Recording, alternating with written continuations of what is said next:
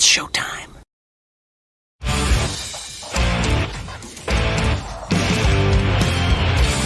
BSnBEER Media, in association with STWF TV, the podcasting network.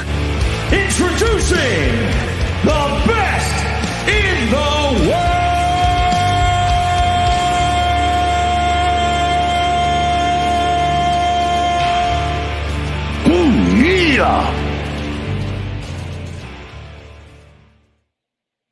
Welcome into the show. It's best in the world. Hashtag BITW. I'm your host, Dale. With me today, we got the guys from Sports for You in the building.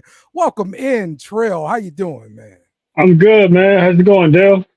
Oh, good. Oh, good. And John, what's up with you, man? How you doing? Doing good, my brother. Good to see you. Yes. So good to see you guys. Look, all the wrestling fans uniting. You know, it'd be great. All of us just unite together. So we right. get this thing started, that's right. Previewing SummerSlam. And this weekend on Sports for You, we will be doing a watch along of SummerSlam. So be sure to check us out over there. We're gonna be having a good time, fellas. Are y'all excited for SummerSlam? Oh yeah. Yeah, me too. Can't wait. As Otis would say, oh yeah. It always brings nostalgia for me because SummerSlam was the first pay-per-view I ever watched as a kid. Okay. So All 94 SummerSlam was my very first pay-per-view I ever watched. That got me really into being a wrestling fan. So this is always nostalgia for me to watch this because it's obviously. And there's a crazy part. I was telling Trell this. This was around the time. I don't know if you remember this, Dale. Remember when some pay-per-views were coming on during the weekday? Oh, yeah. That SummerSlam 94, which was at the United Center at the time, at the United Center, Okay. It came on a Monday.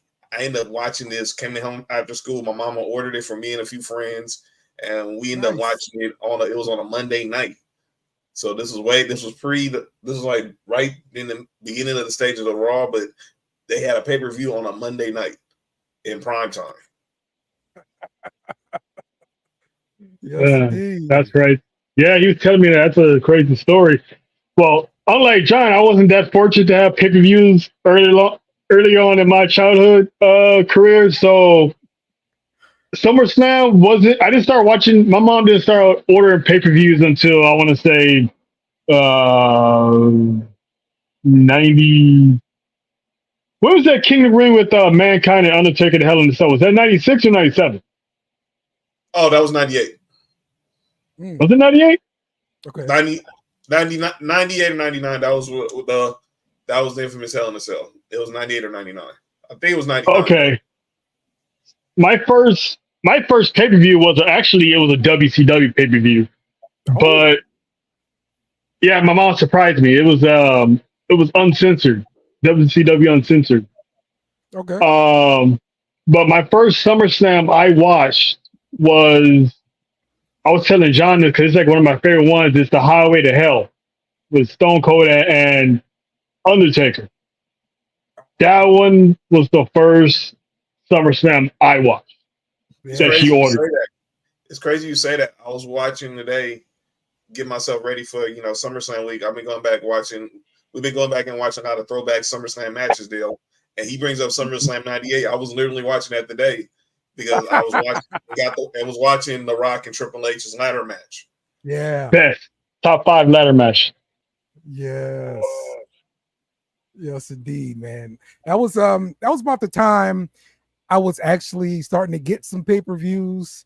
My mom was actually into wrestling during this point in time. Stone Cold Rock era. Booker T beating Stone Cold beating up Booker T in the grocery store. She was all into all of that. All right. So that was a good time. Look, but I do remember my godmother. She had the cable box with the chip in it.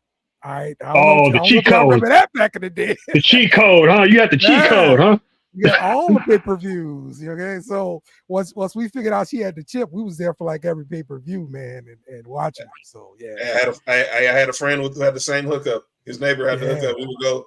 He'd borrow his cable box for on a Sunday. It'd be me, Trail. It'd be me and the homie Richard and Darwin. You know our boy Darwin, because we all I know him.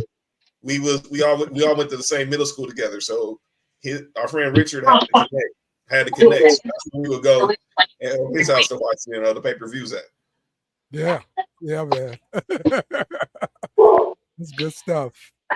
All right, let's get into some news items real quick before we start breaking down the SummerSlam. Go ahead. So I got this picture here, and this is a picture of Shane McMahon. Looks like he's sitting down at a table with Tony Khan. All right. Yeah. It's there have been rumors about this happening for a while now, but looks like they're in the room. It looks like they're gonna make it happen. Terrell, what you think? I mean, it's for now it's just a photo, but I do believe there is traction. There is talks. Mm-hmm. I don't believe Tony Khan for a second when he said, "Oh, that was supposed to get out." I mean, come on. I know you don't know how to run your company sometimes, but you mean to tell me you can't control a photo not getting out? Because what's curious to me is who took the photo. Yeah. So I'm guessing whoever took the photo, Tony Khan said, "All right, at this time, let it slip out, and I'm gonna make a statement, a PR statement saying, oh, that wasn't supposed to happen." Yeah. I don't believe you, Tony Khan. I know. Work. It's a work. I know it's a work. Yes, it's definitely a work, and a failed one at that. You can't tell me that was an accident. Yeah. No, it was not. No, that's not a TMZ photo. That's not a TMZ photo someone took from across the street. Right. That's an actual photo taken. Yeah. Come on now, John. What do you think about seeing Shane in the AEW ring, or McMahon actually in the AEW ring? Anything, like Trey was telling me today, anything's possible, man. I know he gave a statement to Bully Ray, and Bully Ray read it on Sirius last night. But I believe when I see it, but I believe that where there's smoke, there's fire. I don't. Yeah. Like I said, that was very calculated for TK to put that picture out, knowing how the attention it's going to get. So I don't buy one bit that this was not meant to get out. You know how wrestling Twitter can get. So very sure. he knows how wrestling Twitter can get. For sure. Mm-hmm. For sure. We take stuff and run with it. Yes, that's what we do. But I'm hoping it's true, because a McMahon family business rivalry, it's gonna be a sight to see, because it's like that's a walking cheat code Tony Khan's gonna have if he actually does have Shane McMahon as his right hand man. Yeah. My son would say that Shane is going to die in AEW, because they do a lot of high spots, Darby Allin, all that kind of mess, and Shane likes to jump off high things. Mm-hmm. So that's been John knows this. That's been my problem with TK, not knowing how to tell people no. Because if he said no, we still be seeing Adam Copeland on TV on a weekly basis. Absolutely. Mm-hmm. So hopefully Shane McMahon is retired from in-ring competition and is just make him a general manager, have him show up to Ring of Honor, have him run Ring of Honor, have him be on stage authority figure in AEW, keep him out of the ring. And look, last time we saw him, go ahead, John. We was there. We was there the last time we saw Shane McMahon in the ring, Huntrell. Yeah, it was all about 10 seconds. You saw the quads pop. Yeah. We was there. We was in SoFi when it happened. Dang. Okay. So we was forced to see a Snoop Dogg people's elbow because of that. Yes. So thank you, Shane. That's still Shout out to Miz, man. Miz was right there on the spot, like, yo, hit me. Yeah. Called an audible. Miz a true pro for taking that cripple off the elbow. All right, y'all. That's right, man. Oh man, that was funny. So also sticking with AEW here. What do you guys think about Camille Brickhouse with the CEO, Mercedes Moné? I'm gonna let this guy go first. He had the perfect comp for it. Okay. When I saw this develop, it reminded me of one man, and that was Shawn Michaels. When he had Diesel, and then when he also had Sid. I can see this playing out perfectly because she's gonna need a muscle to do all the dirty work. I can see this working, have this go on for almost a year, and then either Mercedes turns face because she got double crossed by her bodyguard, or the other way around. So if I can see the long-term storytelling with this, if it's done right, instead of having it for a couple of months and then break them apart. So they need some good storytelling, and that they can recreate Shawn Michaels Diesel or Shawn Michaels Sid. Yeah, that will work for her, because now it's going to force other females to either go out and get their own bodyguards, or it's going to give Mercedes a dominant run as CBS chef. Yeah, I can see that with Camille being her muscle for sure. That's going to be awesome. So, yeah. We've also seen a lot of Joe Hendry on NXT television, and not only have we seen him on NXT television, he's like being in prime spots. He's getting plenty of TV time, and he's knocking out the park, and the crowd is reacting. He's getting a lot of pop. Mm-hmm. WWE has to like buy him out or something, right? You want to take this for John? I don't know, man. They're playing it perfectly. They're playing it perfectly. He gets all access to the PC. He's doing meet and greets. He's doing autograph signings. I think they're playing it perfectly. And he's still being employed by TNA. We know that his contract ain't up for another few years. So they're playing it perfectly. And everybody's winning. Joe Hendry wins. Yeah. WWE wins. TNA wins. NXT wins. Shawn Michaels wins. Triple H wins. Everybody's eating. Everybody's eating right now. And we don't need to worry about what's going on down the line. What happens down the line will happen down the line. But by that time, he's going to be a bigger star than what he is now, where he's going to be able to dictate where he wants to go. Mm-hmm. So they're playing this perfectly. I love it.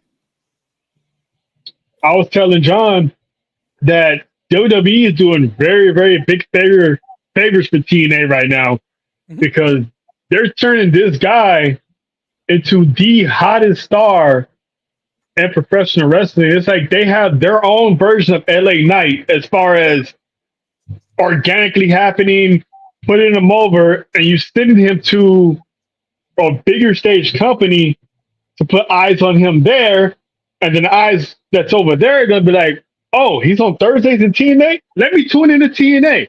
Right. So now their attendance has gone up. Their ratings are probably going to go up a little bit because they want to see Joe Hendry. He's going to be I guarantee you, he's probably going to be the top selling merch in TNA in no time. Yeah, subscriptions have increased for TNA, so their TNA Plus product. So it's definitely working out for them. No doubt about it.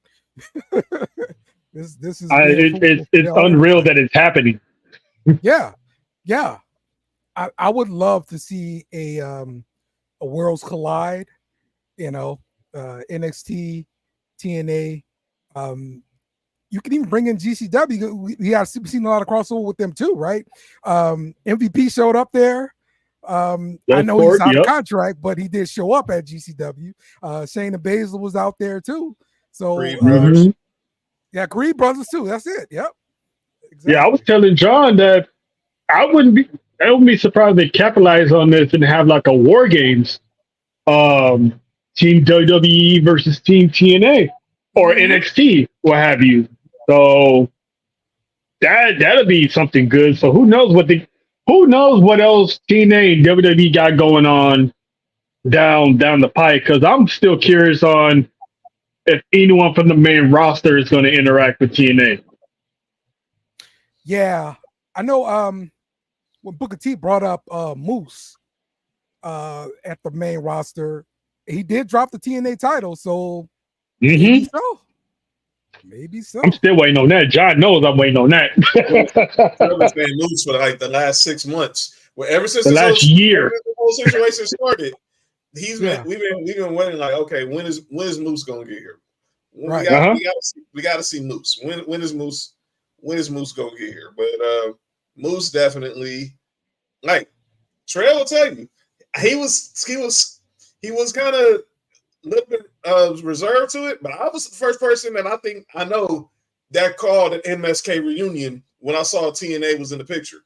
Okay, I'm the only person I knew who said that and it called who called the MSK reunion, and then Wesley loses to Obafemi at Heat Wave, and then next thing you know, 2 days later, who's pulling up?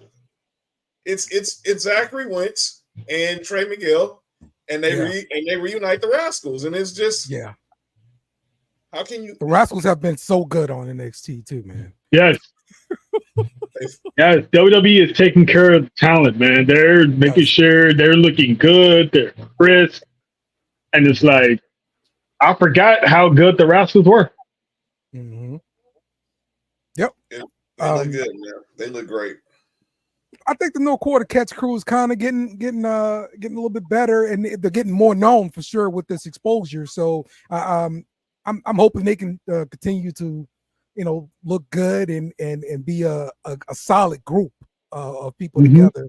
I know they got rid of 2 members and stuff like that, contractual issues and everything, but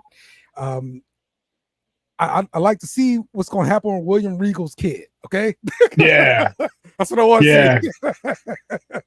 I think he's going to be something, man. I really do. I can see him following the footsteps of his daddy. Cause like you said, the exposure he's getting on TNA as well. It's doing him good. It really is doing him good. Going over to Japan also. So he's doing the thing, man. He's doing the thing. Exactly, man. Exactly. All right, let's get into this card. It is SummerSlam in Cleveland. It's gonna be outside, but it's up north, so that should be fine. You shouldn't have like a whole bunch of issues with moisture and sweat and all that kind of stuff. So I think it's a pretty good venue to pick. Big stadium for sure for SummerSlam, and it's going to lead to next year with being 2 nights, if I'm not mistaken, right?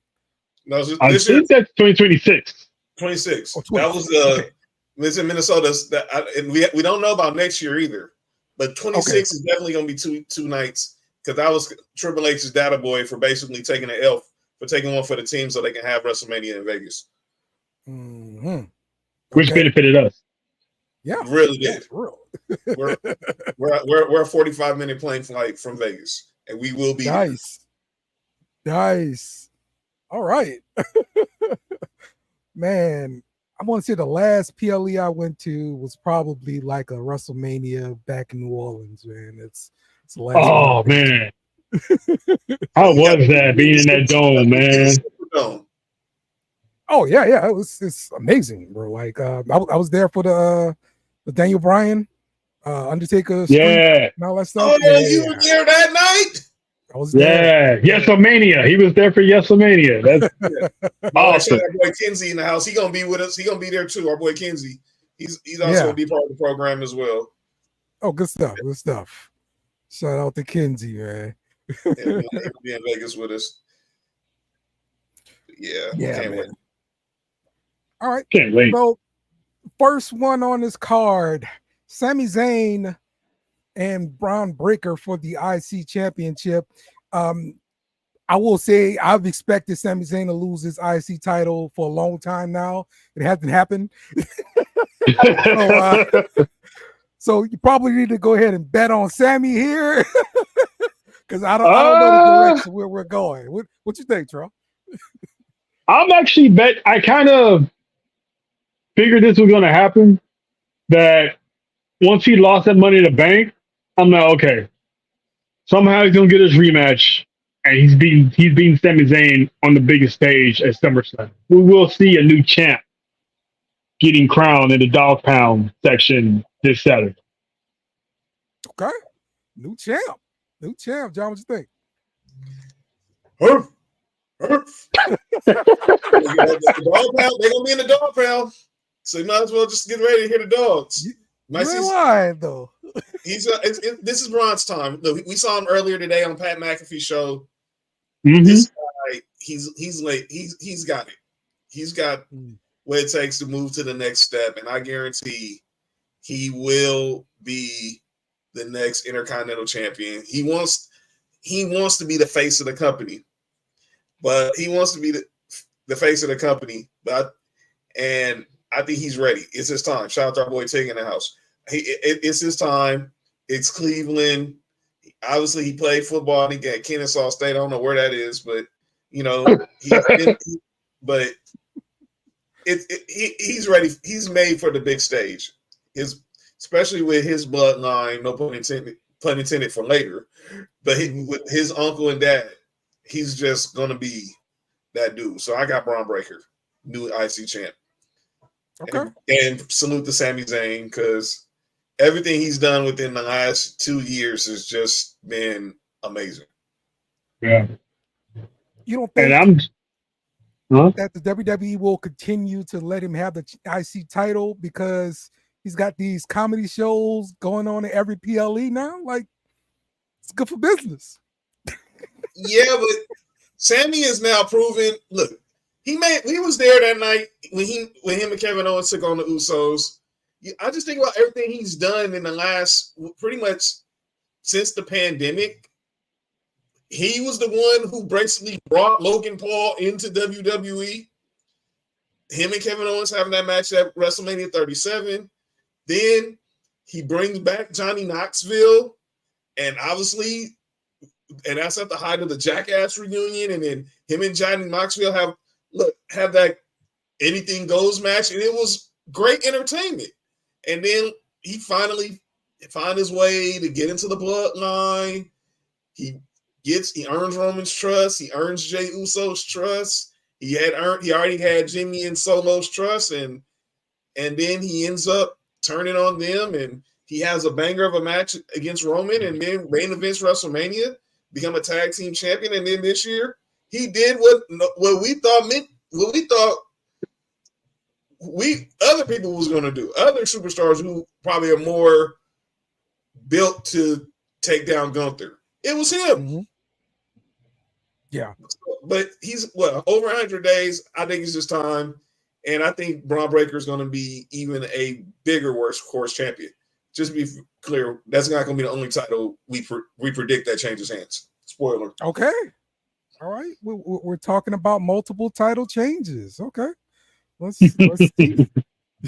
I'm just glad it's Triple H running creative and not Vince, because I have a feeling Braun Breaker wouldn't be this white hot if Vince was the one behind the helm. I agree. And look, you think about me and Terrell, we watched the Royal Rumble down at Times Urban and here in LA Live. And the word got out that Braun Breaker was the one that was going to replace Brock Lesnar in the Royal Rumble. He pretty much did a Brock that Royal Rumble. And we've been waiting for him. And we've been waiting for him to get the call because obviously I think he had already just elevated above NXT. So, And that was just the perfect time It just showed his dominance. It really started, to me, Trail, that month before during the Iron Survivor Challenge. Yeah. And that sets up him, and then the whole Vince stuff happens, and Brock, he's unfortunately guilty by association. And that was opportunity Braun needed, and look what he's done with it. He's looked like that blue chip prospect that everybody wants to sign coming out of high school. Yeah. That's what I was going to ask you. What do you guys think about his actual ring work and the stuff that he's been putting on screen here? Because I could tell the clips that the WWE are putting out where they have like Braun Breaker starting off in the crowd and he's timing this thing, and then boom, he explodes on the scene and hits him with that spear. It's explosive, and it is crazy, bro. I like what they're doing with him. His talent is. I like how it's very rare people that come in and pick it up like that. Yeah, because he has the intensity of his uncle and the wrestling abilities of his dad. So it's like he's what they couldn't do on their own. He's pretty much the Steiner brothers all in one body. Yeah. And the fact that they made him heel and have him be someone like his uncle, unstoppable, uncontrollable, short fuse, does everything his way, it really makes him, like, no pun intended, the next big thing since the next big thing. Yeah. That's a great way of putting it right there. When I first saw him pull up this 2.0, and he has that face to face with LA Knight, and obviously LA Knight was pretty much the last of the bridge between Black and Gold and 2.0, and here he comes, his first night on the scene. He takes out a guy who we're going to talk about in a little bit, who's pretty much the most popular guy, one of the most popular guys in the company. And when I looked at it, I was like, okay, I never knew who he was. But then when I found out he was the son of Rick Steiner and the nephew of Scott, and I was like, oh, this dude has the pedigree.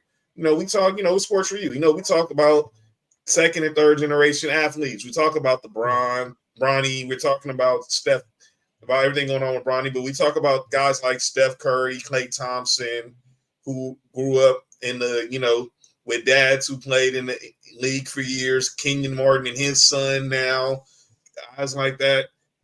And some of it, and not everyone is built for it.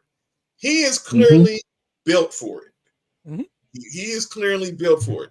And I knew this also because there's only 3 people who can say they've pinned Gunther.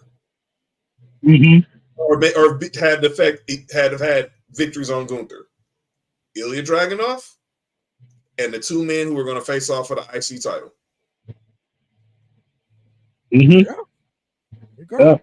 You're looking at a future heavyweight champion. Yeah, man. I was telling John a few weeks ago, by next year, he's going to be a world heavyweight champion. I can believe you. I will bet money on that too. He's a really good fast rising star. And he won War Games. He won the last NXT War Games. Oh, good question. Did you guys like Braun with Baron Corbin in the tag team? I thought it was fun. The Wolf Dogs. The Wolf Dogs. He brought out his character. Yeah. It didn't make it seem like he was just he was just all, no pun intended. He's not all Braun. He showed his character. And Corbin I was thinking about him early in NXT, honestly, thinking he didn't have a character. Yeah, he brought out his character, and Corbin's the right person to do that because he's a pro and he's a veteran. They helped them both out. And then obviously, because Corbin, you can tell, obviously, he's one of those guys where he'll always have a job in WWE because he has the versatility where if he's like, this is the first time we've seen him as a face, but we all know Baron Corbin is that ultimate heel. So yes, it brought a lot out of it. Even brought the more of the heel out of Braun, but it made him raise his game up. Like, okay, you're putting me with one of the vets. So let me go ahead and make sure that I'm on my P's and Q's. Yeah. Yep. And them getting together was comedic gold because they're trying to outdo each other, outstage each other. And it's almost like a perfect example, Sheamus and Cesaro. They were Yeah. trying to outwork each other, outfight each other, then they wind up being tag team champions. So it's like they took the same route, and it was just funnier because one had an ego, the other had the ego. They're like, oh, you're just a prick. Like, oh, so are you. And it's like, oh, yeah, I am. So it worked out, and they kind of sort of out of nowhere changed to like a babyface run and just went their separate ways once Corbin got drafted. So I thought that was cool. So then Braun Breaker went back to start dominating more. So they benefited from each other for sure. I agree. Yep, absolutely. Let's look at the next matchup. Logan Paul, the champion, versus LA Knight. This is the US Championship on the line.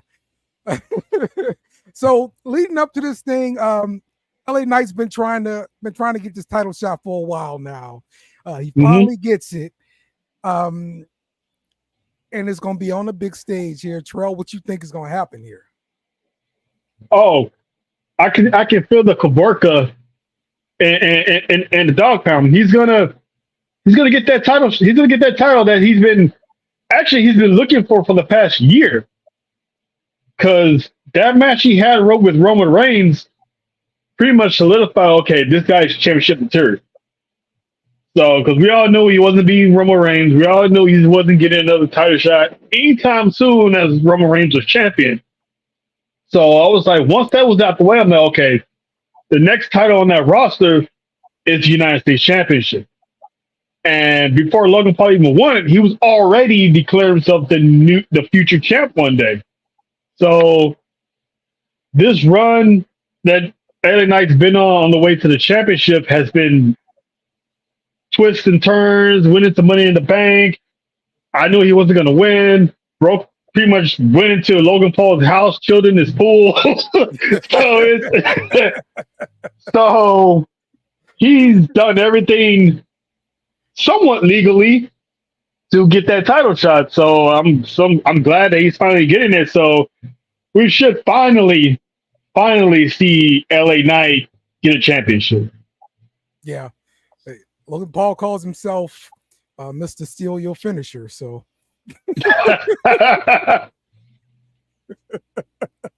man, stuff.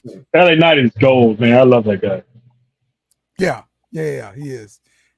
But look, Logan Paul is an outsider, and he's wrestling like a freaking pro. Like he's been doing this forever, bro. Like, and it goes to show he is a fan. You know, he's stealing finishes left and right and all that stuff. He's not ashamed about it. What you think about Logan Paul's ring work so far, John? I'm impressed. I ain't gonna lie. Since he came to WWE, he was in that tag match when he teamed with Miz and they took on the Mysterios and WrestleMania. I was impressed, and we gotta give a lot of credit to Bad Bunny for this. Yes. Let me explain. And if those, I say that because Bad Bunny put in that work during the pandemic, basically moving from Puerto Rico or wherever he lives to I think he was living in Puerto Rico and came and set up shop in Orlando, stayed at the PC, and next thing you know, everyone was it was supposed to be him and Miz, but it felt right to give Damian Priest, another person we're gonna talk about later, a chance to get on that WrestleMania stage, and they teamed up. And I'm just gonna be clear, because I thought maybe you put Priest with him, he's a veteran, he'll carry him throughout most of the match. But Bad Bunny showed up and showed out. So yes. I think because of that made Logan Paul take this a little more serious. He was in, and Michelle talked about this 2 years ago when it happened. Shawn Michaels ain't just training anybody just because. If you're not serious, get out the door. Mm-hmm. Shawn Michaels don't got time for that. So he's in the ring training with arguably one of the greatest. And if Shawn Michaels can see it, then I knew, okay, then there's something there. And when we saw him in the ring that night against Ray and Dom, I was like, yo, I'm impressed. And then obviously we know he's a heel. He embraces it, doing the Viva La Raza and this and that, the frog splash and everything. But talent-wise, he's good. Look, I'm not the biggest fan of the Paul brothers, but them dudes are smart businessmen. And then when he signed his contract with WWE and he took on Miz at SummerSlam 2 years ago, he knew what he was doing. He wasn't in there. He wasn't like a fish out of water. A deer in headlights. He was in there professional. I don't think Roman Reigns is getting in the ring with a novice like that. Exactly. I was just about to say that. I'll let you follow that up, Oos. Bad Bunny pretty much set the bar as far as entertainers coming in, as opposed to the Floyd Mayweather, the Snookies, the Hugh Jackmans of the past. Bad Bunny set the bar, and Logan Paul said, "Oh, I see that bar. Let me raise it higher." And the fact he went bell to, like John said, he went bell to bell with Roman Reigns, even had people thinking, "Oh, snap, Logan Paul can actually beat Roman Reigns." Right. Yeah. So I was impressed from day one, but that match with Roman Reigns, I was like, wow. He put on damn near a 5-star performance against the modern day greatest of all time. Yeah, like I said, Roman and Reigns looked good doing it. Everybody. Roman Reigns ain't just getting in the ring with you with just for clicks. If Roman Reigns seen it, then I'm like, okay. He knew it. And you can tell that after that match. Roman Reigns looked like, okay, he had that look of exhaustion. Okay, this is over. He was like, he was looking like, okay, I respect him. I respect him. Yep. He was like, God damn. You ask me, I mean, I'm with Trell. This is LA next time, and look. We wanted him to win Money in the Bank last year. He lost. Go to SummerSlam. He wins the SummerSlam Battle Royal. Now he's the face of Slim Jim.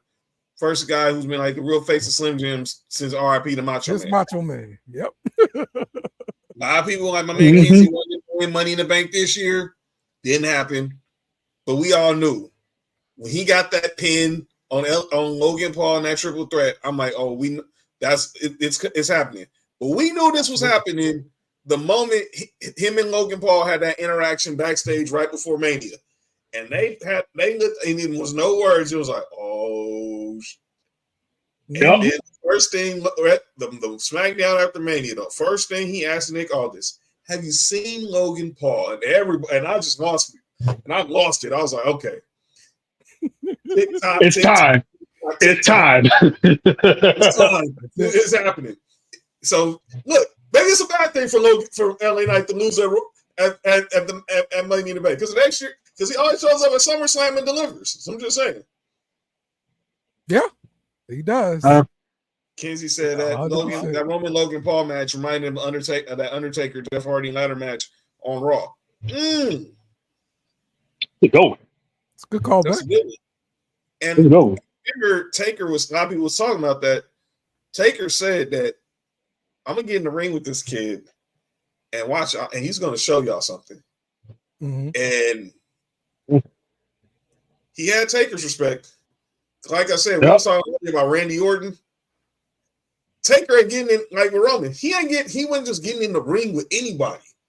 If you're not taking this stuff serious, right? Yeah, that's a blown opportunity. Yep. Absolutely. And it's not easy getting Taker's respect. That's something you definitely gotta earn. Absolutely. Yep. The vets.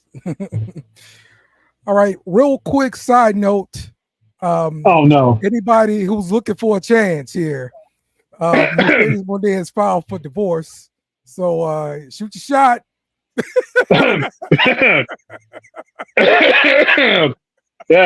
Yeah. I already told John. I already booked the flight. I'm on my way to Boston. There we go. Yeah, look, man, it's sad. Nobody wants to see nobody get divorced. But she's put out the video. She did on her. She has it on her YouTube channel. She had on her podcast. She has a show called Monet Talks. And she just admitted she's been separated 4 years, and now it's getting finalized. And look, we know what she's been through the last couple of years professionally, from the walkout to going to New Japan, the injury that almost ended her career, and now that she's back, she's in a happy place. And obviously, to know that she was dealing with all that while she was also being separated from her husband is noble, because you think about it, she's been separated from her husband since 2020. I didn't even know that. Still main event. She was still one of the first Black women to main event WrestleMania in that 4 years. Yeah. Wow. Yeah. Then goes back the following year and becomes a tag team champion. And now look what she's doing in AEW. Yep, so exactly. prayers, Mercedes. Prayers, Mercedes. Yeah. Loves no up. doubt. Yeah, but her ex-husband, if I may quote James Storm, sorry about your damn luck. he probably still gonna be making outfits though, because probably not for her. What I heard, he makes a lot of outfits and for performers out there. Well, he's got job security for life. Yeah. Oh yeah. AEW has Sandra, so they're good. Mm-hmm. Yeah, for sure. Yep. All right, the next matchup, Bayley versus Nia Jax. This is for the WWE Women's Championship. Nia Jax did win the Queen of the Ring. I don't like that they don't show the crown or anything goofy, right? For the Queen of the Ring or the King of the Ring right now too. But she gets the title shot as part of that deal at SummerSlam. So Terrell, what you expect to happen here? Well, I thought I had the answer until they put Tiffany Stratton and Nia Jax together. Okay. Because originally I had Nia winning the championship, go on this long run that she's been long overdue of having, and then I had her losing to Jade Cargill at next year's WrestleMania. Then Tiffany Stratton came in the mix, won the women's Money in the Bank. I'm like, okay, me and John been saying for months that if she didn't win Elimination Chamber, she was definitely winning Money in the Bank. Mm-hmm. Like, hands down, no way around it. Right. So when she won, now it's like, okay, does Nia still win? And later on, she catches in on Nia? Or does Bayley get her get back from all those years prior and she wins, and then later on Stratton cashes in on her? Okay. So that's one of the few matches that I don't know. I really don't know. They can go multiple routes with this. And Tiffany Stratton can have the briefcase for a hot minute. Yeah, Tiffany Stratton's definitely going to be involved some kind of way in this decision. John, what do you think will happen? I'm a trail, man. It's like, okay. I've been watching Tiffany Stratton, and we've been watching her trying to find her way through NXT. She showed up at first, and then they tried to do the whole daddy's girl thing, and obviously that didn't work. And it was annoying. Let's embrace who she is. She's strong. She's pretty. She's kind of ego. She kind of got a little ego to her, and she ended up finally becoming NXT champion. And then, I mean, how many people pretty much in their rookie year?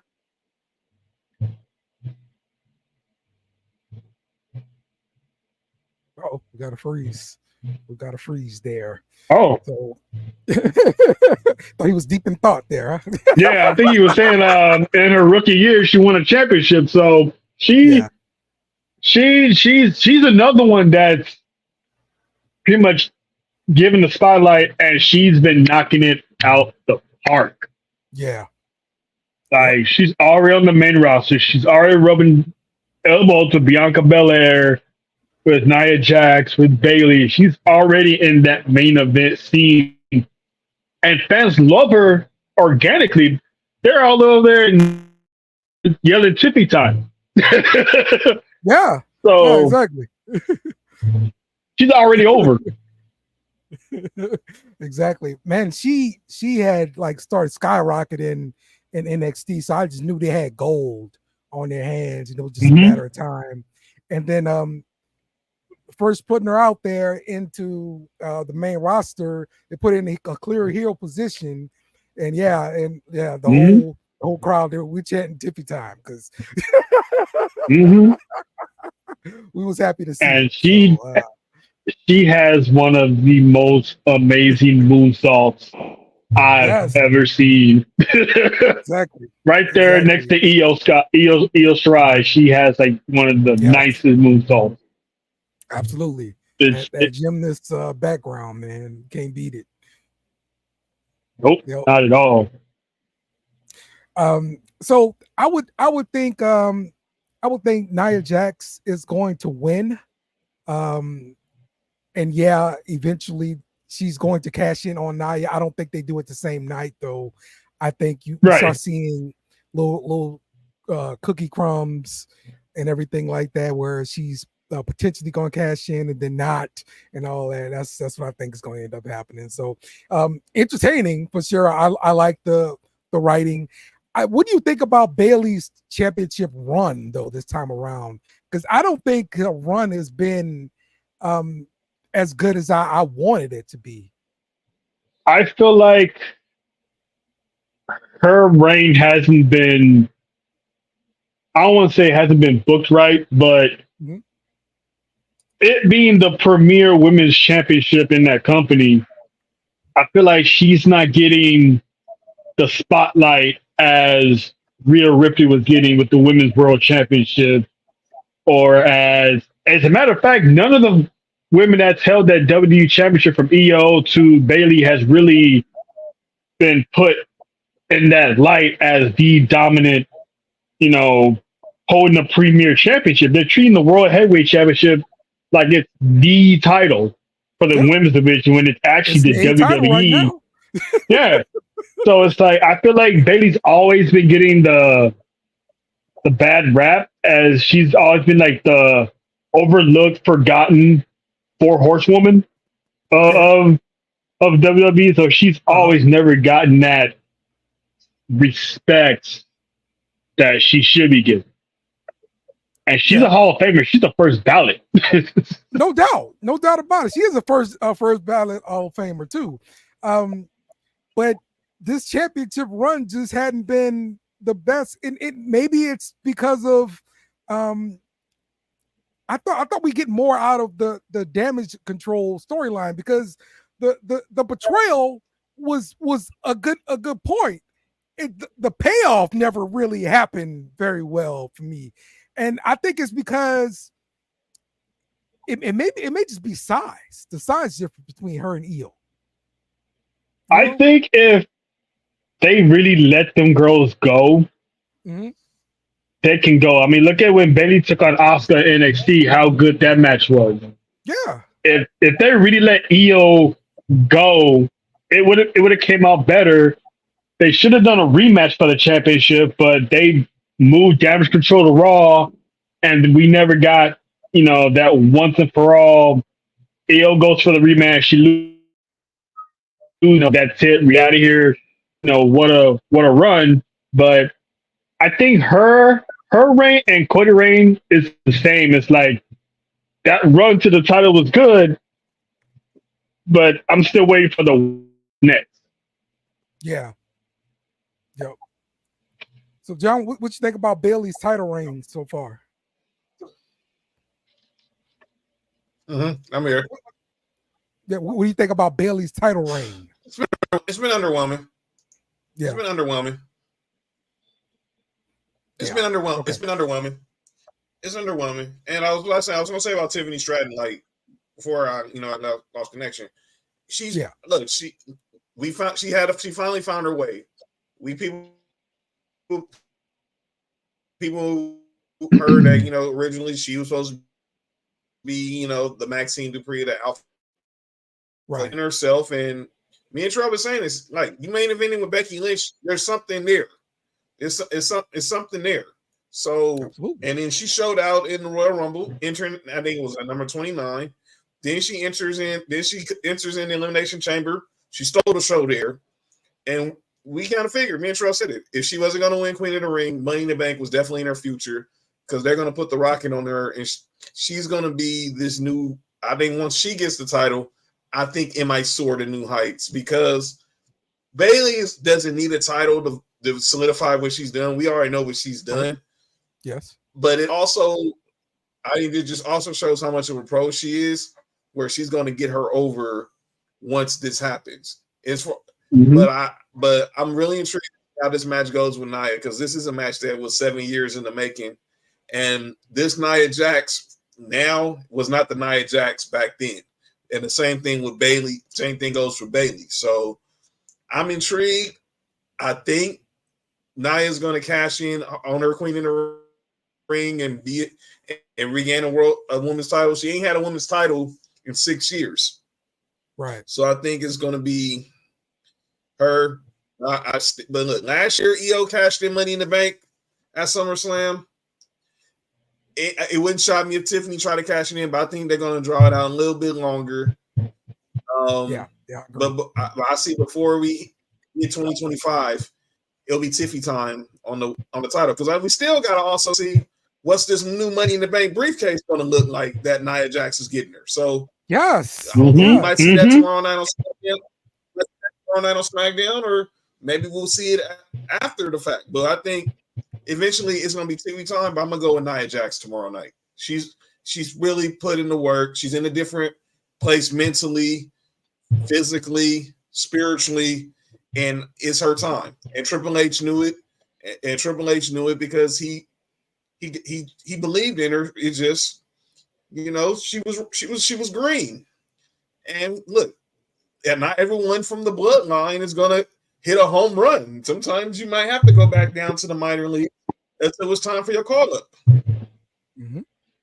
Yep. Hey, Dale, let me ask you this while we're still on the Nia Jax Bayley topic.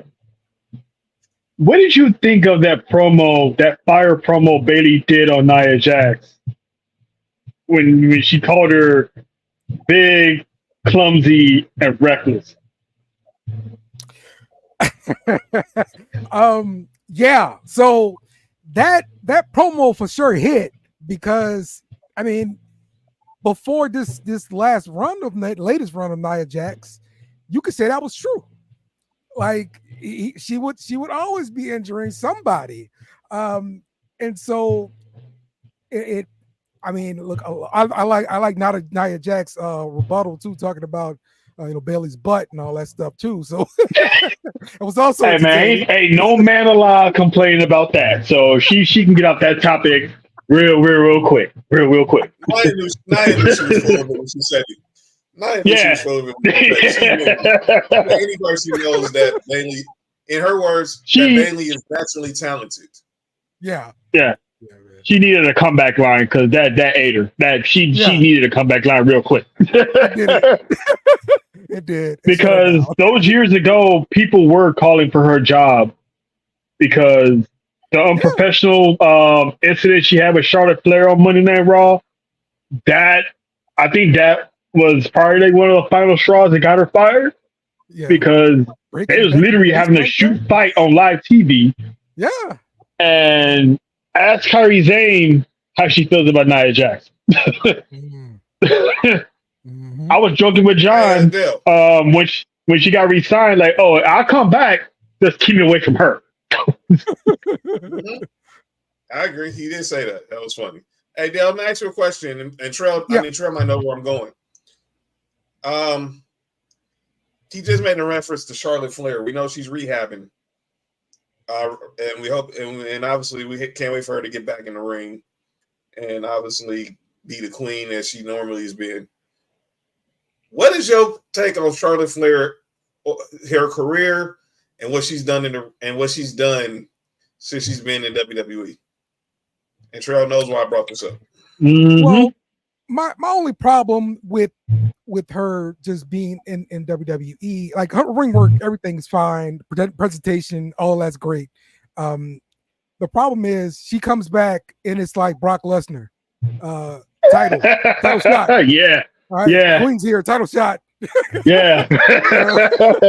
Yeah. And yeah, I don't like that kind of booking, but you know, But that was Vince booking. Yeah, maybe it's changing now since Triple H is at the helm, and so I have to reserve judgment for when she comes back under Triple H, and we'll see what happens. If she gets, straight up, putting the title shot right away, then I got a problem with that again. So yeah. But do you think she's overrated? No, I think she's properly rated. She's a good talent. She can work the mic. She gets a great response from the people. I got nothing wrong with her. I was wondering because me and Trey, we had a serious conversation with this one our boy Kenzie about it, and we're gonna revisit this conversation on Saturday during the lead up to SummerSlam on the pre-show. Yeah, but we're going to have this conversation because I think look, we know her last name got her in the door, but like people say this about Nepo babies. Your last name gonna get you in the door. But you gotta earn, but now you gotta work to keep your way in the door. I just watched the Randy Orton biography finally. Bob Orton calls up Bruce Pritchard and Vince McMahon and said, "My son wants to try to be a WWE superstar." I was like, okay. They had that vision. Third generation. His daddy's a legend. His granddad's a legend. Let's give him a shot. He had all the tools, but he had to keep himself there. It's the same thing I've been saying on our pod about Bronny. LeBron's got him in the door now, whether people like it or not. We're not arguing. And like I said, if you listen, I'm not arguing over the 55th pick. That's a whole nother conversation. But he got him in the door. Yeah, he got him in the door. Now it's his job to stay in the door and not get kicked out the house. Mm-hmm. Pretty much that. Yeah. And with all the WWE superstars who were second or third generation, it didn't come easy for The Rock. Yeah, right. Rock, people were yelling, "Rocky sucks," and people. Yes, it didn't come easy for Roman. Yes, Randy Orton almost messed that up. Yes, huh? So Randy Orton almost messed that up. Yeah, it's like, yeah, and I get what Kenzie's saying about it sometimes being fun, but you got to also remember, like Trail's been saying, there's a difference between the booking with Triple H and the booking with Vince. And we'll ask Dale about that. Maybe if we don't do it before the show ends, we'll definitely want to revisit that on one of the topics on Saturday. But gotta let it understand that people's philosophies are different. Triple H we clearly see has a way more liberal and more open-minded philosophy than Vince. Vince, we know of Vince booking, and Trail said it. He was at the Marauder Mania here in LA. He knew it was a Vince booking from the way that they just squashed Cody the night after WrestleMania. And it took me some time to realize it. I mean, I've been a wrestling fan, and I've been a student of it, but then I had to start, because of this guy, I had to start paying attention to more of the nuances of it. And I think more of the nuances of it. And it's crazy because we was at SoFi when the news started bubbling about TKO buying the WWE. And then, and then we see how the night ended. And Terrell was at Staples Center that night. He said the crowd was dead. Kenzie was there that night. He said the crowd was dead. But yeah, I look, she's going to be all right. The WWE, the women's division is different when Charlotte Flair is there. It's different when Becky Lynch is there. I mean, when the four horsewomen, and God forbid, we know Mercedes will make her way back home eventually. When the four horsewomen are there and they're all cooking, the division is different. Yep, agree with that. And we'll get them all back together eventually.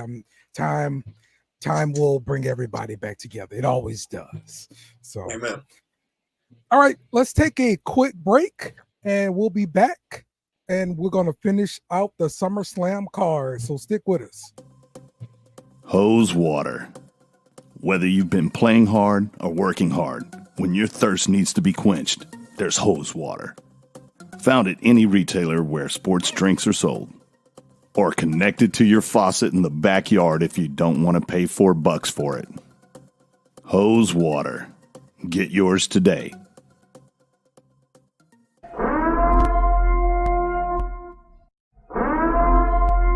This is an emergency message. Stop what you're doing and hit the like button. Also comment and subscribe. Thank you. We now return you to your program. We are back. Best in the world. Hashtag BITW. Oh, man. We are going to finish out this SummerSlam card. So let's see what's up next. We've got one of the bigger matches.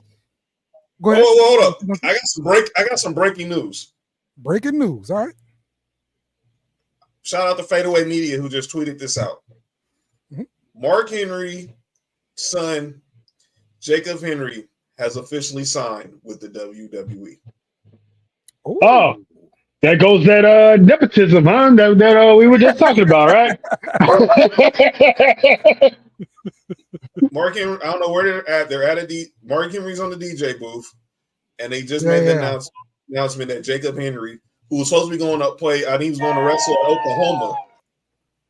Nice. Oh yeah, that's right. He's on a wrestling team. WWE. So this is the video right here. That's it.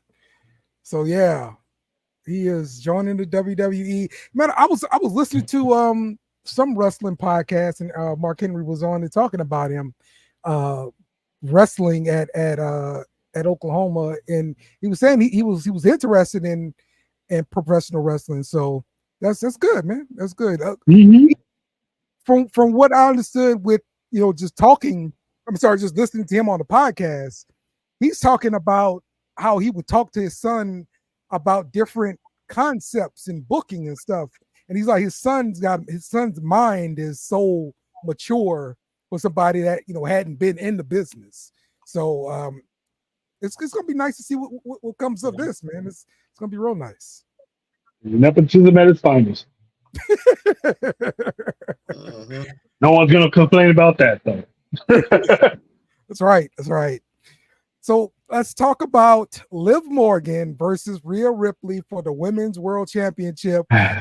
Again, like Terrell pointed out, this is the A Women's Championship. And this story has been like the A story of Raw for a while. Raw has been like my favorite show because of this whole storyline and the Wide Six and all that kind of stuff.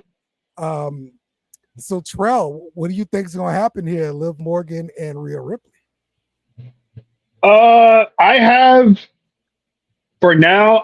Liv Morgan actually retaining the World Championship because I have a theory that both Rhea and Damian Priest are going to find their exit out of the Judgment Day, and I think it's going to start at SummerSlam. I think this whole thing with Dom and Liv has been a front, and I think that he's going to cost her the championship, and it's going to start that Rhea exiting Judgment Day and going at it on her own. So I got Liv winning it, and then they're going to have a rematch probably at Bad Blood, maybe. So, or Bash in Berlin. Who knows? Okay.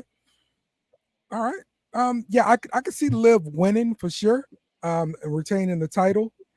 I am eventually looking forward to when Dominik turns on Rhea and joins Liv here. That's what I'm eventually hoping for.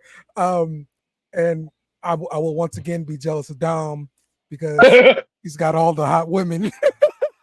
Hey man, he takes it after his father. John, what's your thoughts on this matchup, man?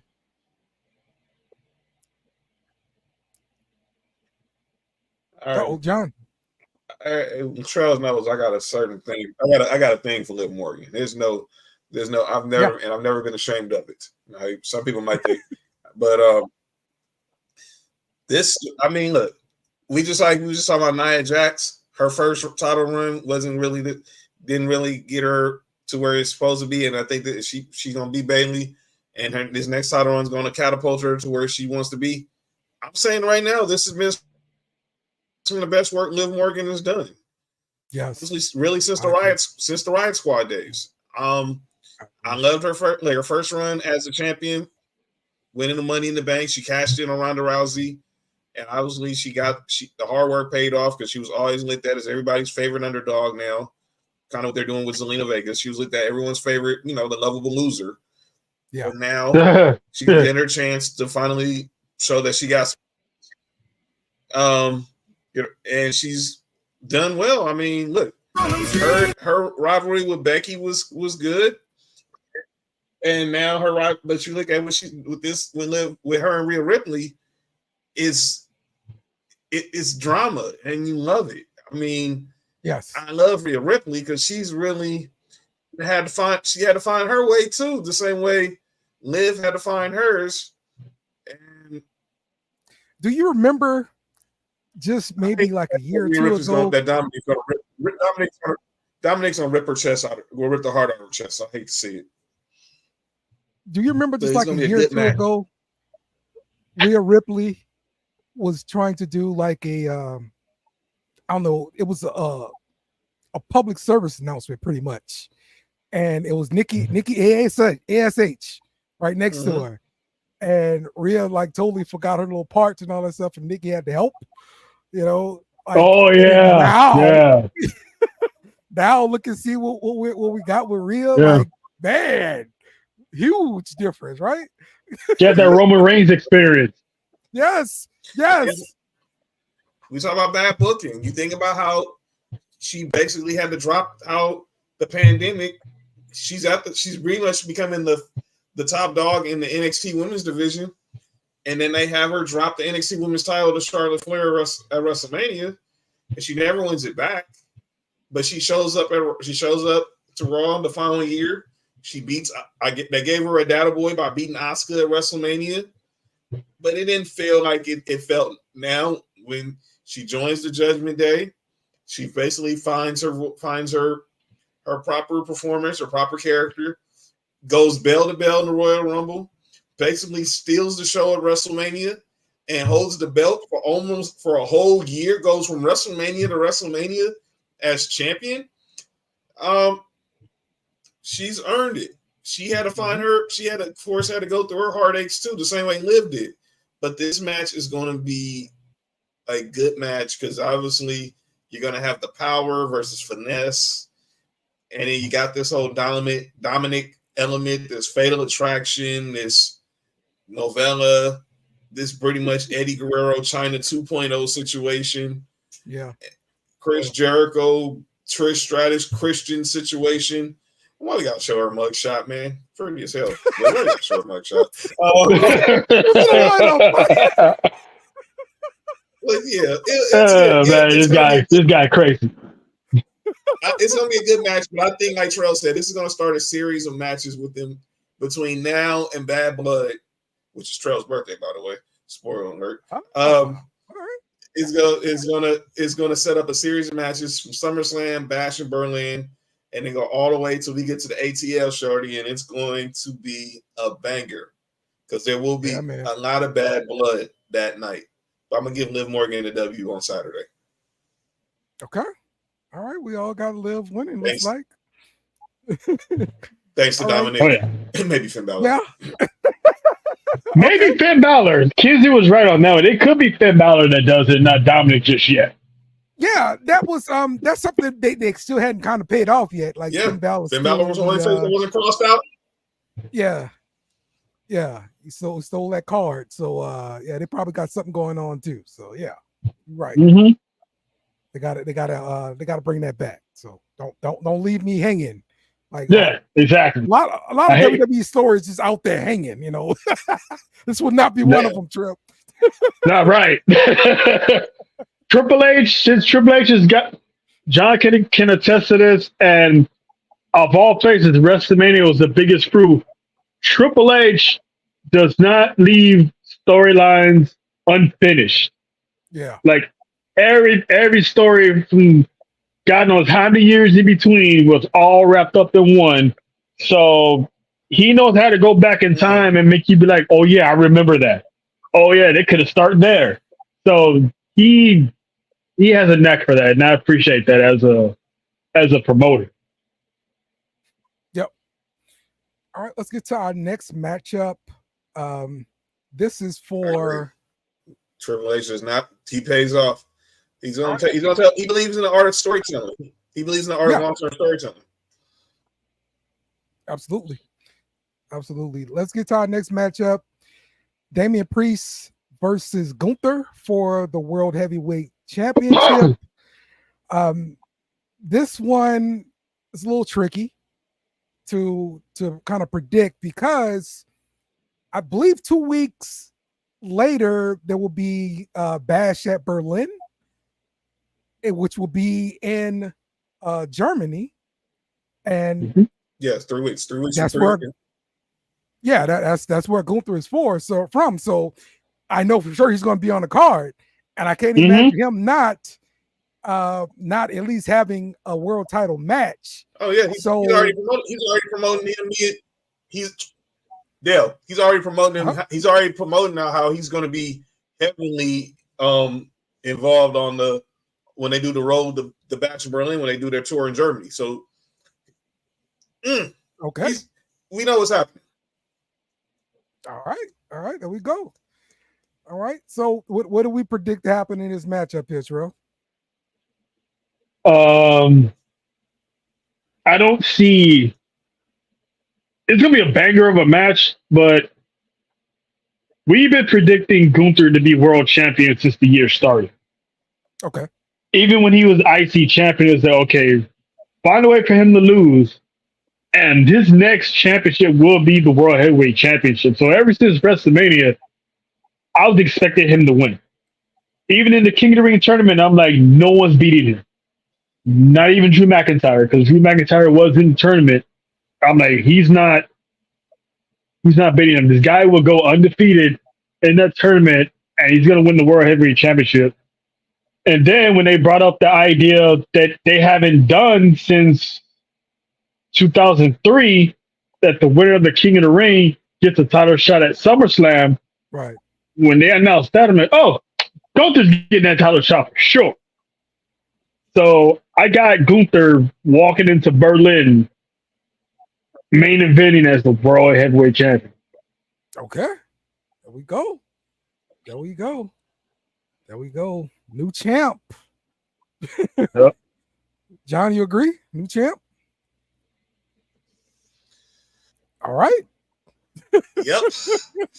Look, man. This Gunther, man.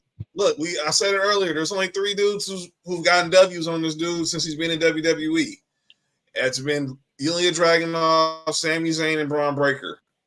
And all 3 of those matches were bangers. 2 of those matches, well, definitely Ilya Dragunov, to me, his match with Dragunov at the final takeover was the best match of 2021.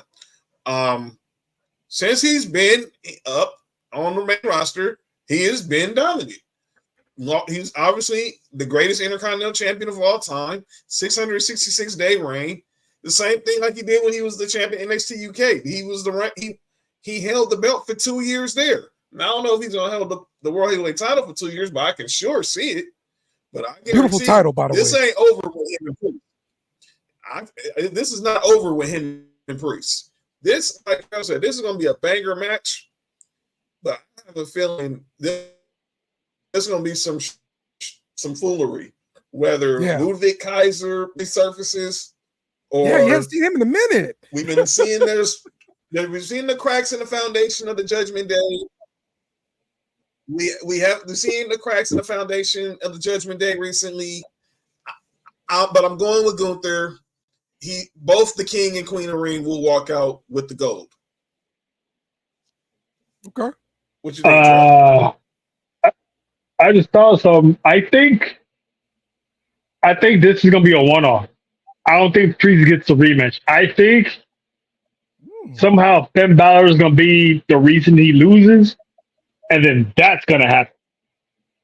Finn Balor and Priest. That little thing's going to happen.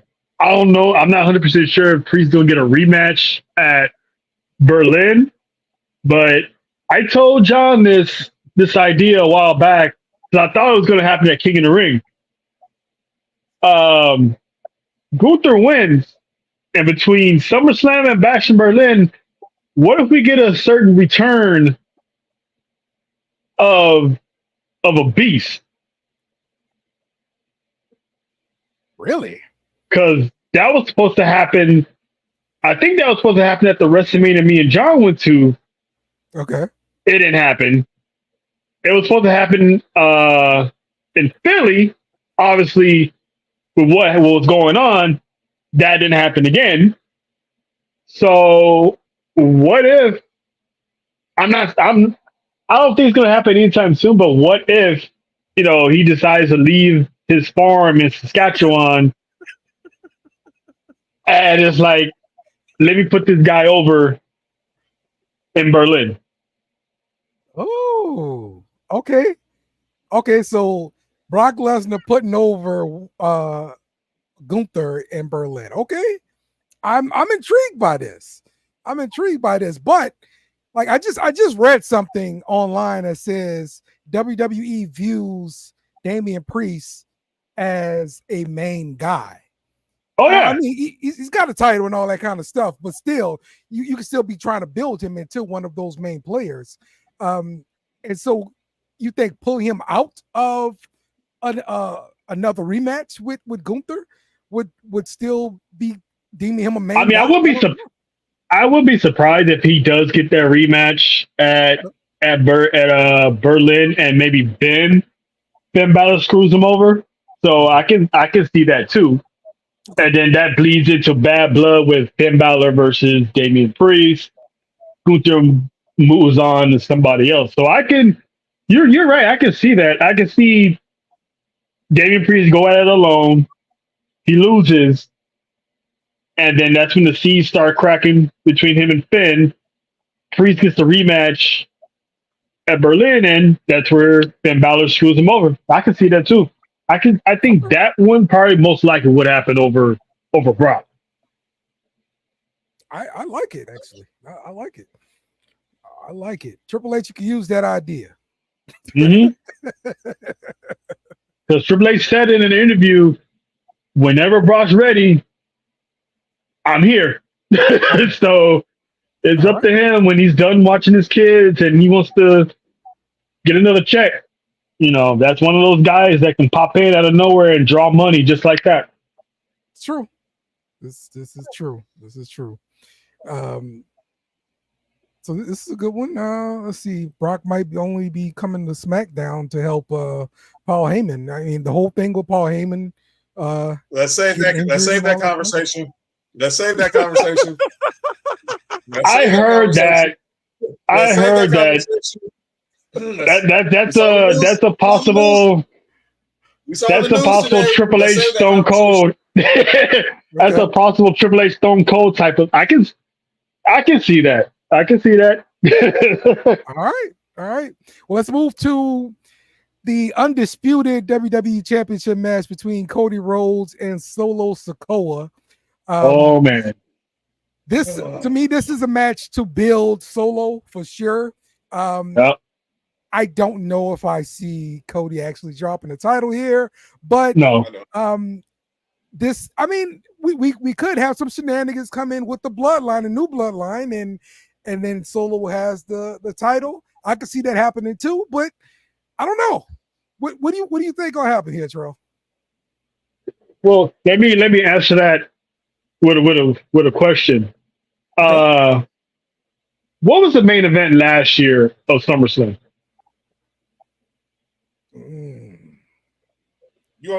I know the answer. Was that for Dale? Because I know the answer. It's for Dale. Yeah, well, I can't remember. What's the answer? Last year's main event was Roman Reigns and Jey Uso. Oh, Tribal Combat. Okay. What happened at the end of that match? Okay. This is where his brother came in. Yes. Okay. All right. Who's in the main event of this year's SummerSlam? Well, see, I actually think the main event is McIntyre and CM Punk here. Could be. but yeah, I see what you're saying. If this was the main event, if this is the main event, who's in that match? Yeah, another Uso. Solo. Skull, yeah. Right. Yeah. His big brother, I predict his big brother is going to show up because everyone's expecting the way Triple H has it laid out. Everyone's expecting Roman Reigns to return. Right. Because Solo's saying a lot of stuff to Roman Reigns and the promos. Yeah. So everyone's already expecting, oh man, he's going to pull up. I saw some guy online, he had the same idea that I was thinking, what if they push back and not have Roman come back yet, but have Jimmy show up, get in the middle of it, cost Solo the match, and then that's when you start piecing the puzzle together. Then you bring back Roman. Then Roman's like, I gotta get the family back together. So he sends Jimmy to Raw to go recruit. And that's going to be dragged out a little bit. So I think Jimmy's going to be the first one. I don't see Roman coming back without Jimmy. I see Jimmy coming back first. Then you lead up to Roman. Or they do both.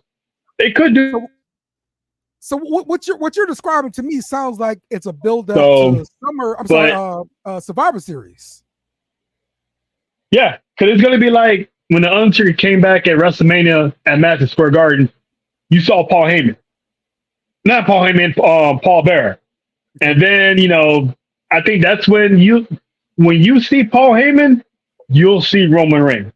Mm-hmm. Okay. All right. I like it. I like it here. Cody wins. Cody Rhodes retaining the title here. Okay. All right, John, you agree with that? Cody Rhodes retains? Yeah. Okay. Yeah, I do. I think Cody's just trying to set up the Bloodline Civil War. But I think him and Solo are gonna go at it. It's a busy 24 hours for the Bloodline. You got Toma and Jacob could be facing DIY for the WWE tag titles in Johnny Gargano's hometown.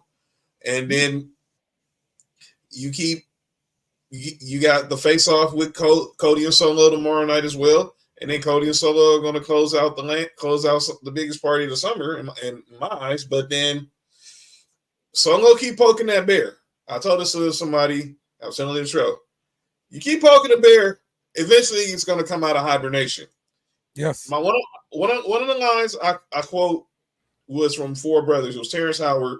He told Mark Wahlberg when they were trying to find out who killed their mama. It was like, he told him, don't go on trying to take on Detroit by your damn self. Keep knocking on the devil's door, and he's going to answer.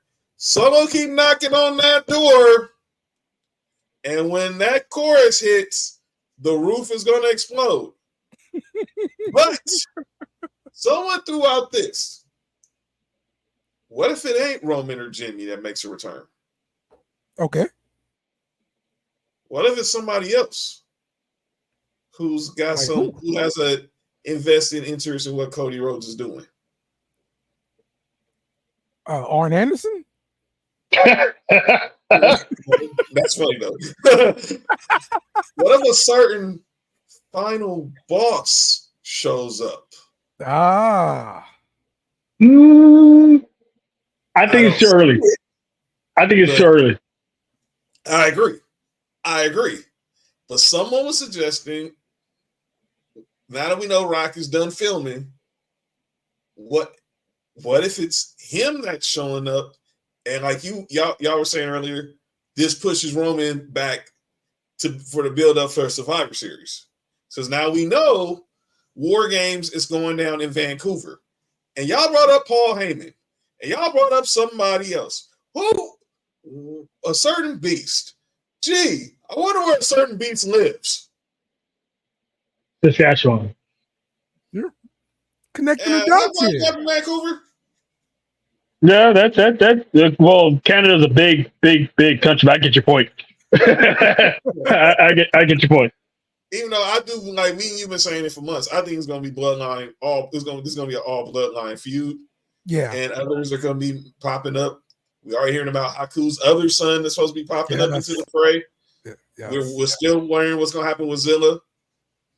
But yeah, I agree, Kenzie. We all believe that's the person that's behind Bloodline 2.0. Yeah, that's what I was saying. That was another reason I was saying it was too early, because I think he's the chief that's running the new bloodline. So having him come back to back up Cody after the crap they've been through, it'd be backwards. To me, it wouldn't make sense.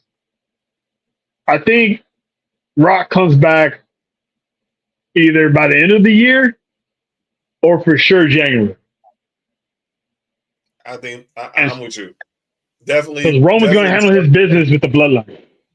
Definitely he's back for the road to WrestleMania. Probably the Rumble. Yeah. Okay. Yep. All right. Look, when Rock was here, man, look, everybody was watching wrestling. My mom was back watching wrestling. Okay. So, man. Go on back. It was like when we found out the news that Rock was coming, when they just even teased it with Rock being in San Diego. Look, man, this is kind of crazy. How me and Trell were at WrestleMania, and we were just hoping, like, okay, this has got to happen, right? He was there, and he didn't show out. And then we watching SmackDown, and he's in Colorado because we was watching Pat McAfee show. He pulled up on McAfee's set, and then he makes that drive from Boulder to Denver, pulls up on SmackDown. Then New Year's Day, he's showing up at the Rose Bowl. Then he makes a drive down to San Diego. I'm like, come on, man. He makes that promo, and then we're sitting there watching, and Cody said he took counsel with someone he really knows, and that drops, and everybody's upset, and nobody knows what's going on, and then here he goes to Vegas, and there we are. That's right, man. Good times, man. Greatest story ever written, I tell you. I'm telling you, greatest story ever written. That's what wrestling does. Take you on a journey, man. And speaking of journey, this one I'm picking for the main event: CM Punk versus Drew McIntyre with the special guest referee Seth freaking Rollins. The build-up for this thing has been insane.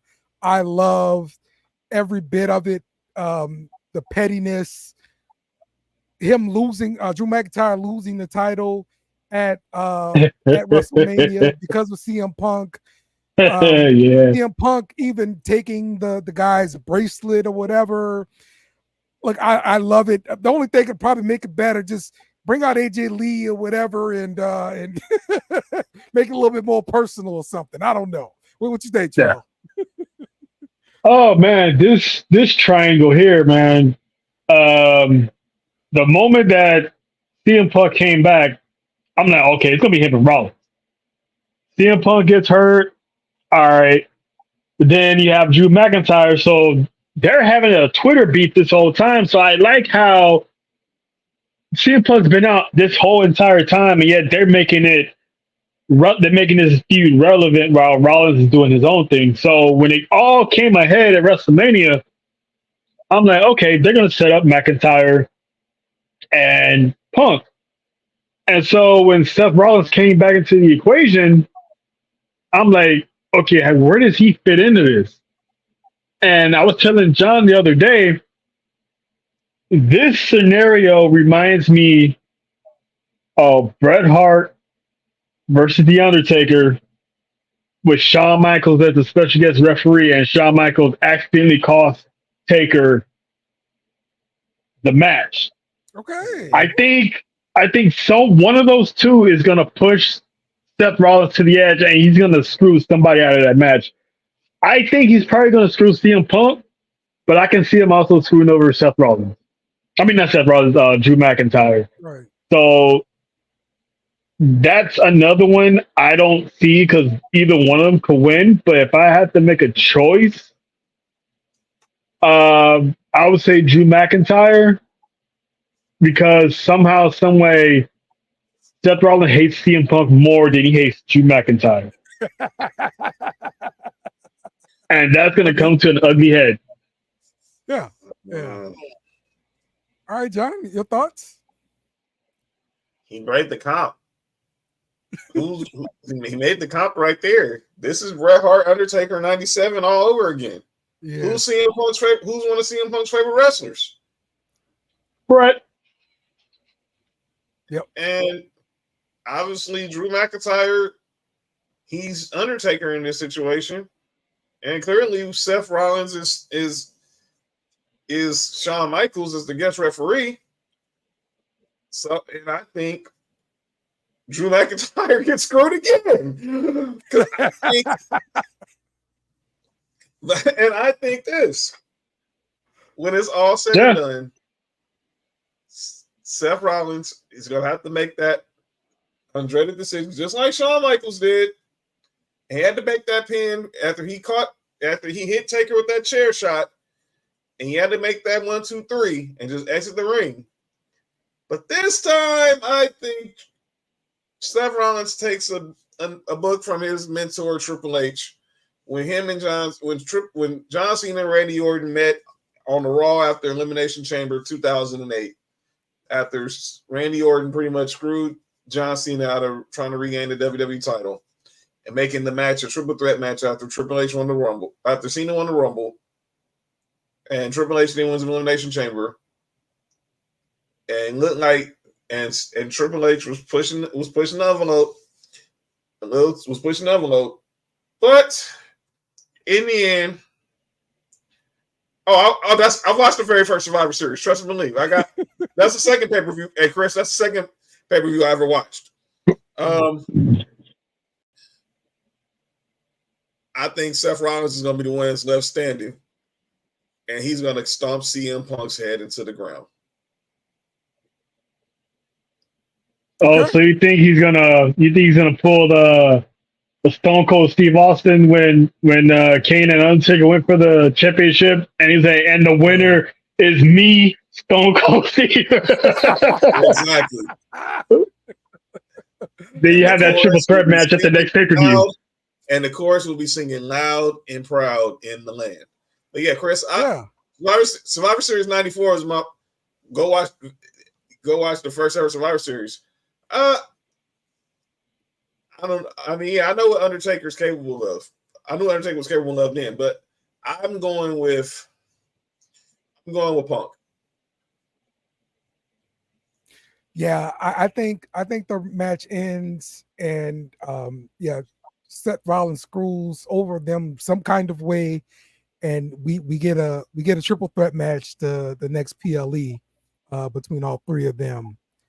Mm-hmm. Now that could be for the title too. So no, I'm sorry, not for the title. On that, just those three going together.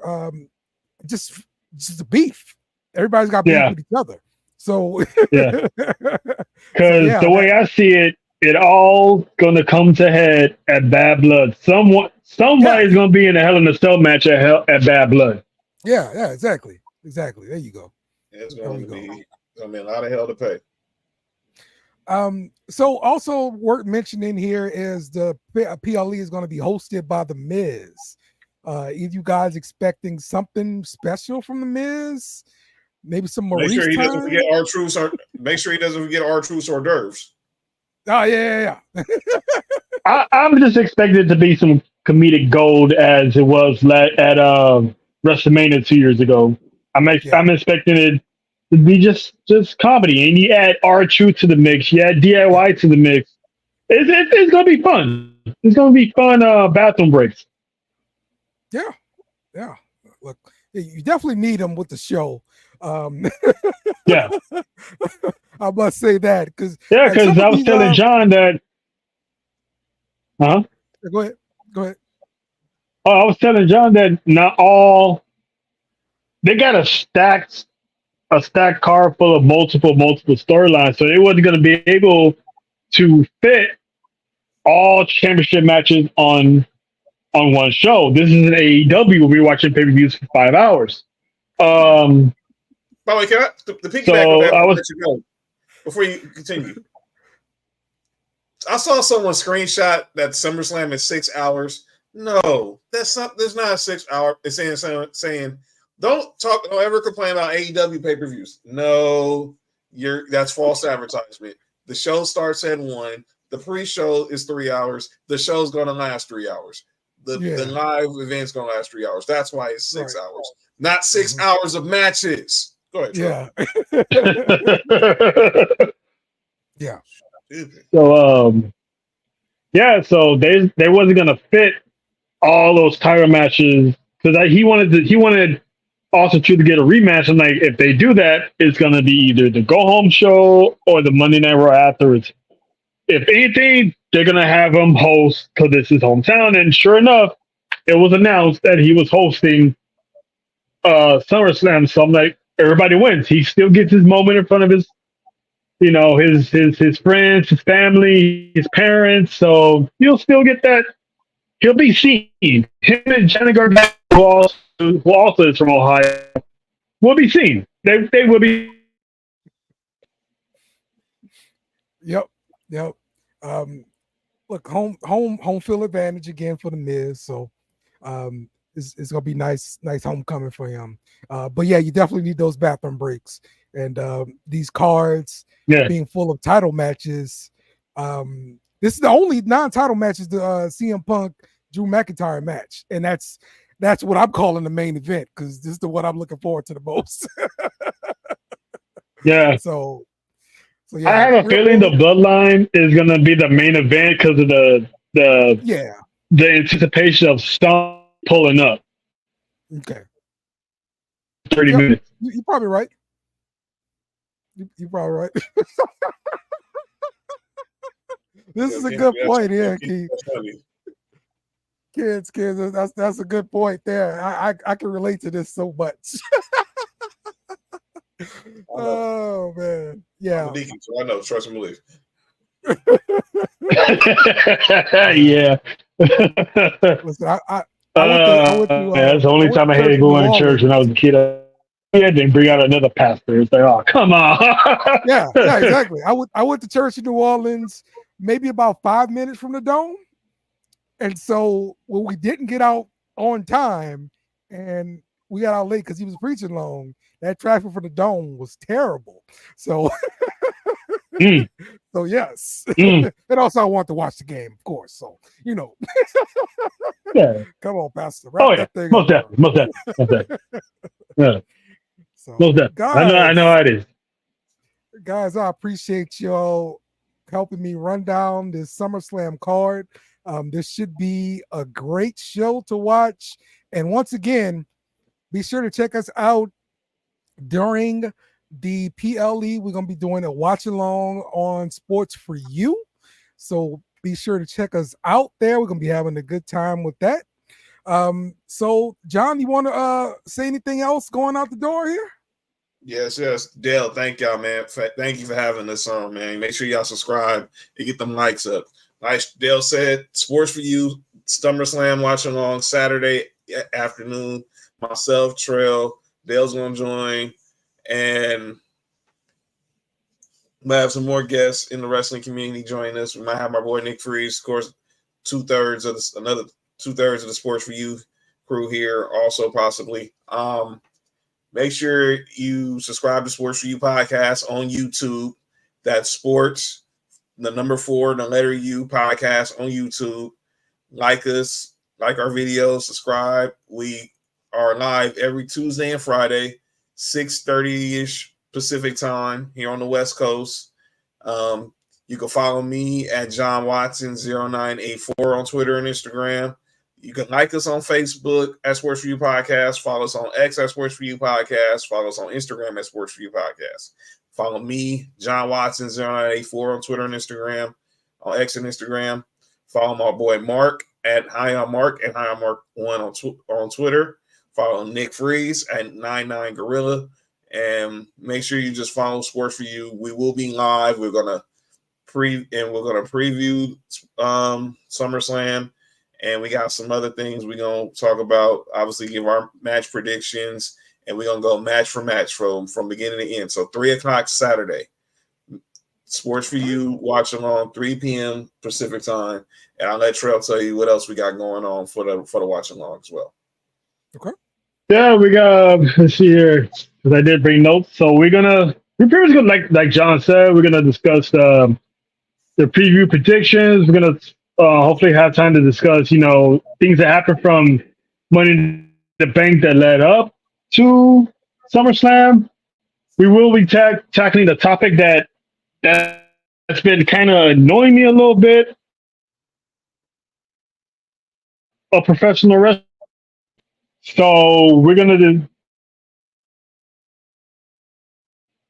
who's the actual GOAT, who should be in GOAT talks. Mm-hmm. So and then hopefully discuss what's going on in more news of pro wrestling, as far as, you know, how everything that's going on with this whole quote unquote controversy about how WWE ain't got black champions right now, which is ridiculous. So probably go over that and just have a good time, man. Just come in, vibe out, go over our favorite SummerSlam, top 5 SummerSlam moments. When's your first SummerSlam? Greatest SummerSlam moment of all time. So it's gonna be a good day. Definitely a good day. Okay. And we will answer the question: who is Mr. and Mrs. SummerSlam? Okay. Mm-hmm. Let's go. All right. Well, man, I can't wait for Saturday, man, and get to talk more wrestling with you guys, and have some fun, man. So, and Dale's gonna come. And Dale, you gonna come on with us next month for 2 days to talk some Saints? Oh, yeah, no, sure. I'm there to talk Saints. I'm there to talk Saints, baby. Gotta rep that 504. You know what I'm talking about? Let's go. You know, I'm there for that too. So, yeah, we'll be doing more of these crossovers, man, and we're gonna have a good time with it, man. So for John, for Trail, I am Dale. Kenny Omega, go ahead and take us out, man. Must be you too. Goodbye. Mwah. Good night. Bang! Yes! Thanks for watching our show. Remember to subscribe for more shows on the network. Smash the like button, share, and comment.